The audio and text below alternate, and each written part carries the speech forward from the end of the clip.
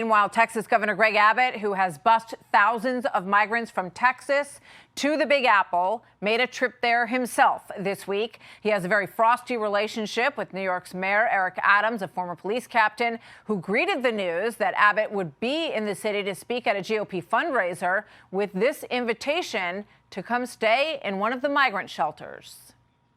I'm going to offer him a stay in one of the Hercs so he can see what he has created and understand how we are treating people with the dignity and respect that he should have shown as well. When we coordinate together, we should not displace problems to local municipalities. That is not what executives do, and it's unfortunate that he made the decision to do that.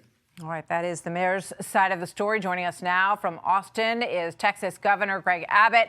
Governor, very good to have you with us. The event that I mentioned in New York City was a big GOP fundraiser. I'd like to begin with you by playing a piece of sound of you speaking at that event.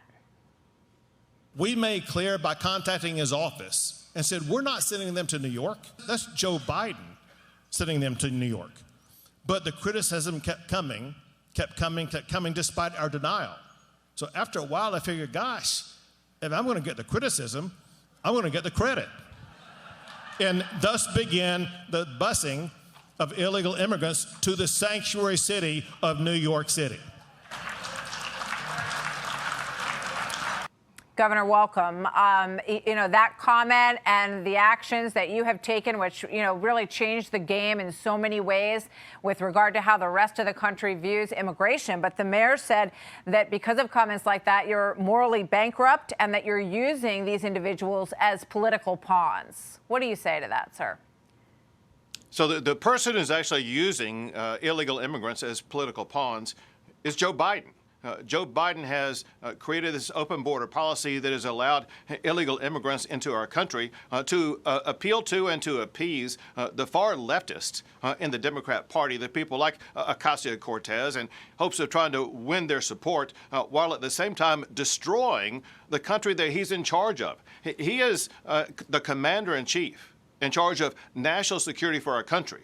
Our country is being invaded in ways that put our country at risk because of the political games that Joe Biden has played. And Mayor Adams is just aiding and abetting that by having a sanctuary city status, welcoming in anybody from across the world to live there or stay there in New York City on the bill of New York City. And what Mayor Adams needs to do, he needs to stop talking boldly about illegal immigration and the migrants that Texas is sending there. And he needs to step up and do his own job, because look at the dangers in New York City under his watch. You have a police officer who is killed. You have the train system in New York, which is treacherous for travelers. You got police officers attacked in Times Square by illegal immigrants. He needs to step up and do his job as mayor and protect the people of his community, as opposed to gimmicks about what's going on the border. Well, the polling clearly shows that people are very unhappy with the president's handling of this issue. President Biden's job performance on immigration, 67% disapprove. The border numbers are similar as well. But the president did get some good economic news this week, Governor. In the March jobs report, 303,000 jobs added. The unemployment rate in this country is at 3.8, and the jobs added number was over 100,000 higher than economists were expecting there. So take a look at this from Semaphor's publication. This is what they are arguing. The border crisis might be a boon for the economy. The daily march of migrants across the southern border has been a political curse for President Joe Biden. But for the economy, it may have turned out to be a blessing. By adding millions of new workers to the labor market, the immigration surge has lifted payrolls and growth and potentially helped keep a lid on consumer prices. What do you say to that, sir? I'm going to give you some facts, Martha, that completely debunk that notion.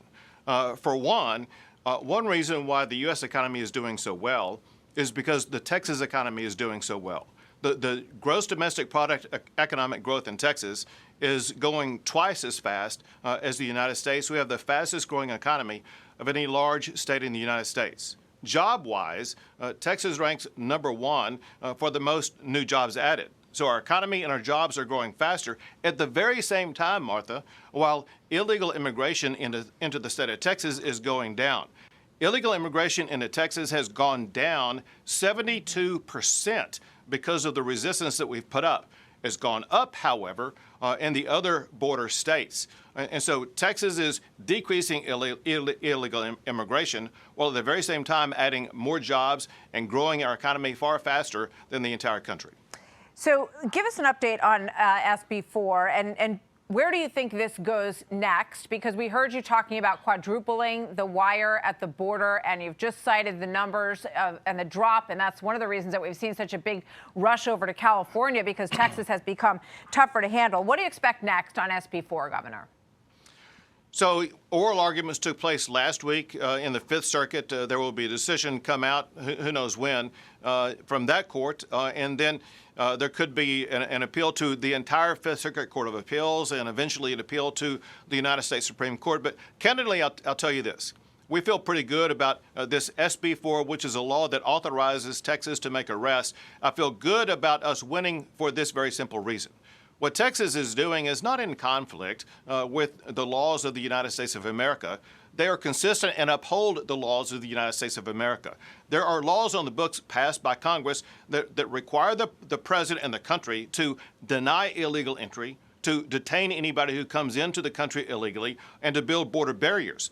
While Joe Biden has abandoned that responsibility, Texas has embraced that duty, and all that Texas is doing is enforcing laws through SB 4 that the federal government has already said they want to have enforced.